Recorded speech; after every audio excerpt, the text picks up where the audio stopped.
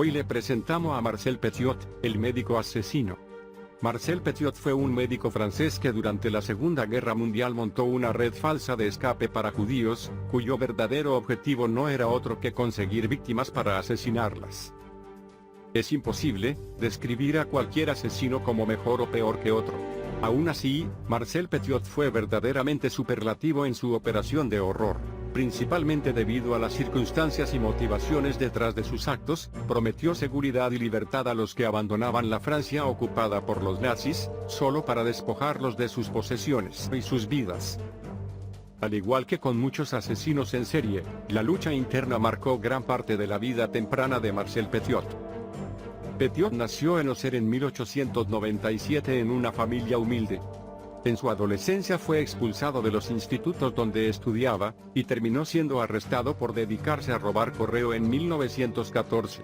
Pero un médico lo examinó y lo declaró como enfermo mental, por lo que no fue enviado a la cárcel. Aún así terminó sus estudios escolares a los 18 años, en 1915. Petiot entonces se alistó en el ejército. Sin embargo, el alcance de su servicio es discutible, ya que pasó largos periodos de tiempo en el calabozo, probablemente, o seguramente, debido a su cleptomanía. Consiguió acabar sus estudios en un instituto especial. Cuando estalló la Primera Guerra Mundial dejó sus estudios de medicina para presentarse voluntario en 1916.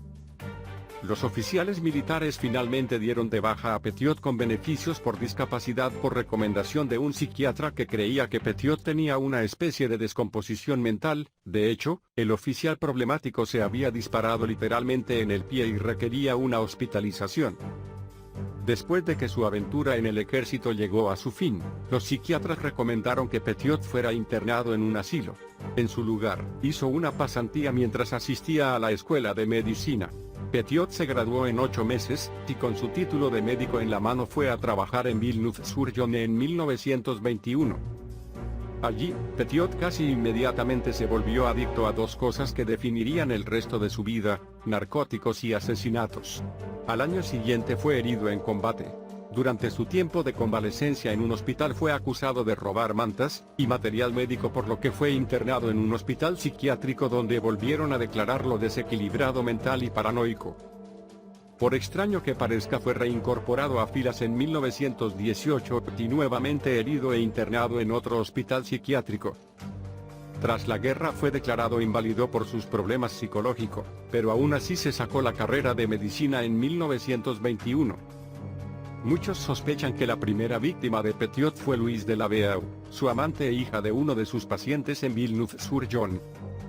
La mujer desapareció en 1926, poco después de que los dos comenzaran a tener una aventura.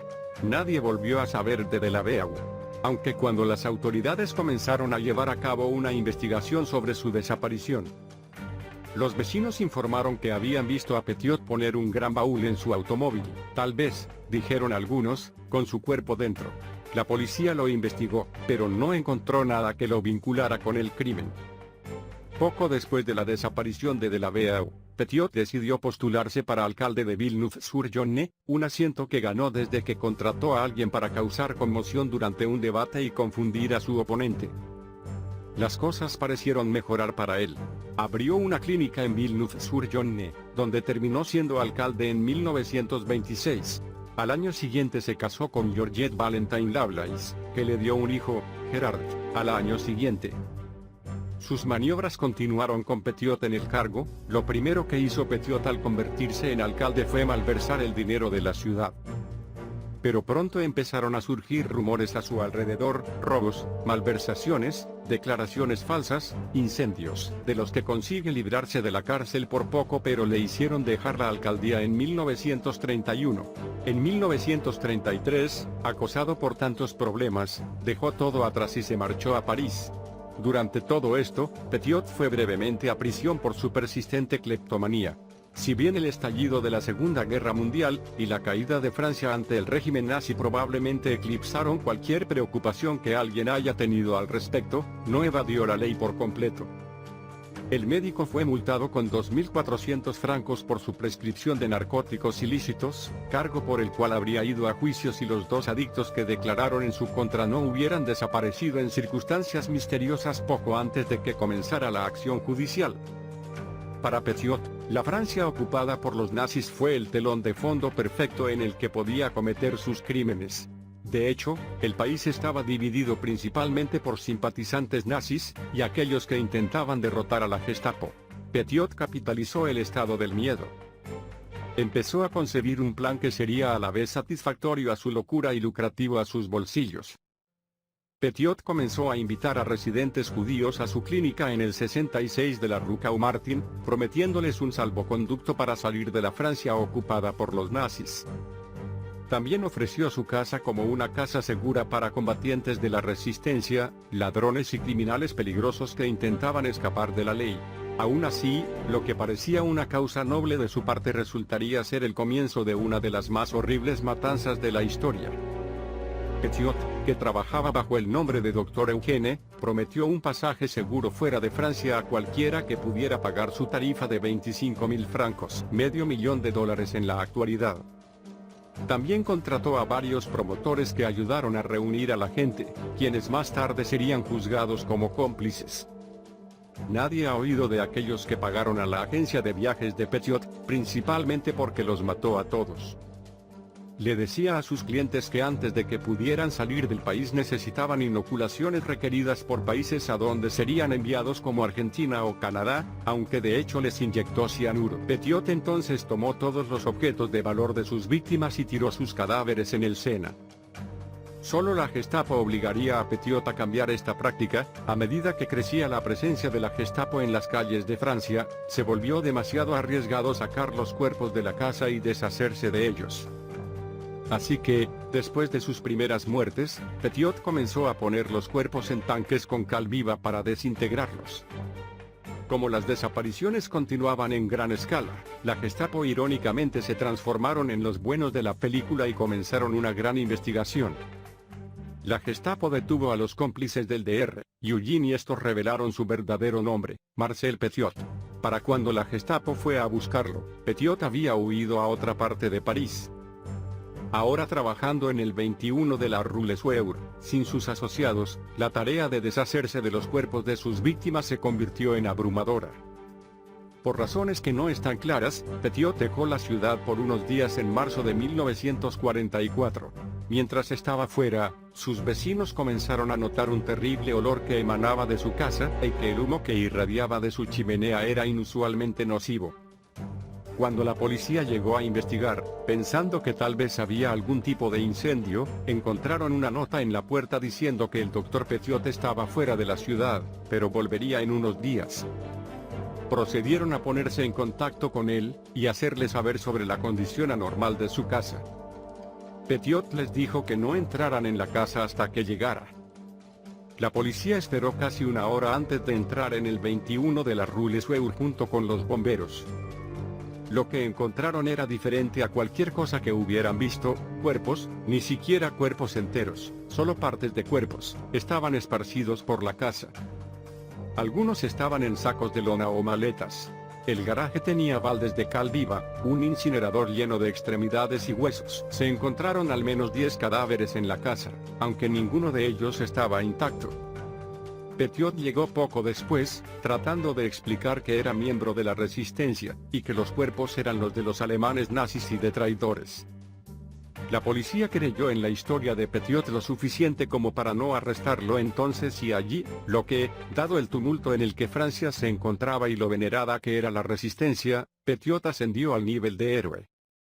Aún así, la historia de Petiot no convenció a todos, y el comisario Georges-Victor Massou se hizo cargo de una investigación oficial sobre el hombre que creía que era un lunático peligroso.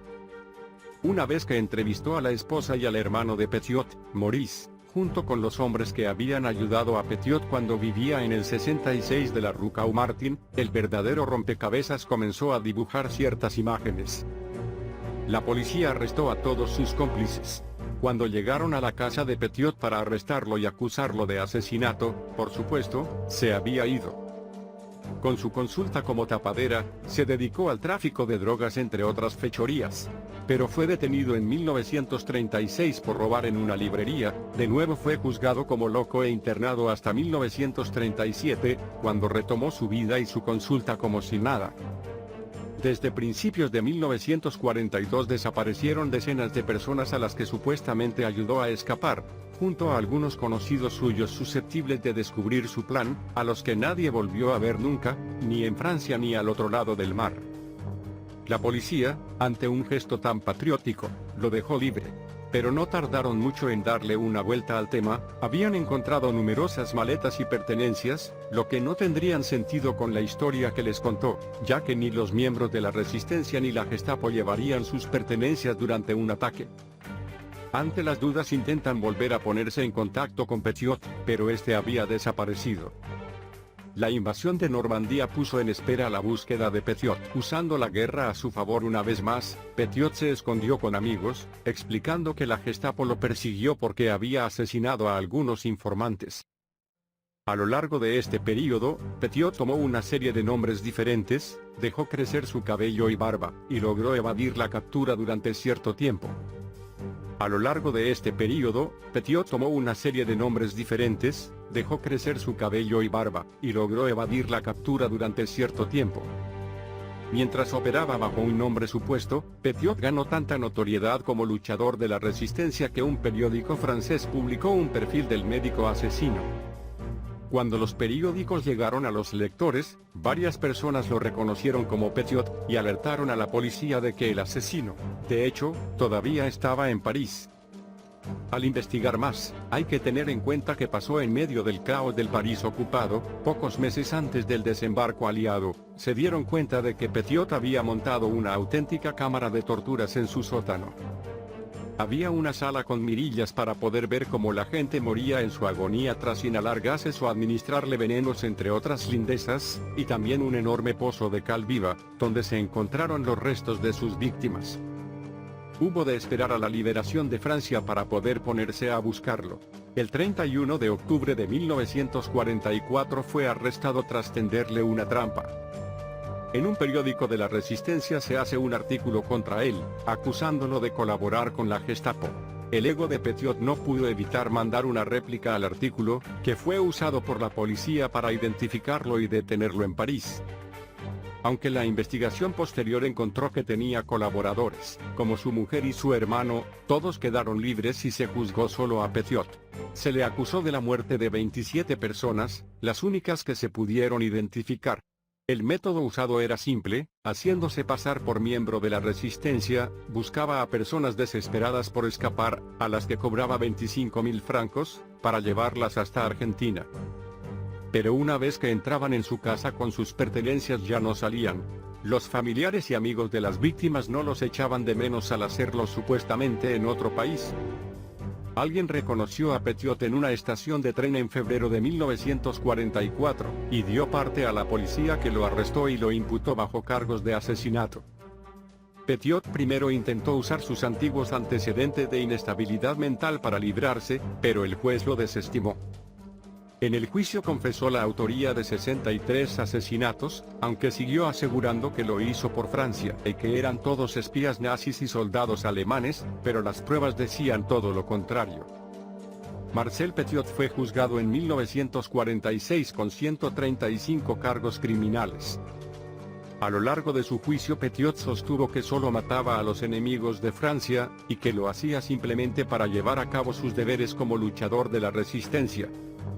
Al apoyar su caso, hizo el paso en falso de enumerar algunos grupos de la resistencia por su nombre, grupos que los asistentes al juicio le dijeron a Petiot no existían. Ingresó en la cárcel de la Santé, donde termina un libro sobre probabilidades en el juego, que ya había empezado durante el juicio. El 25 de mayo de 1946 fue guillotinado en prisión. Sus últimas palabras fueron: «Caballero, les ruego que no miren. No va a ser bonito». El tribunal condenó a Petiot a muerte por decapitación.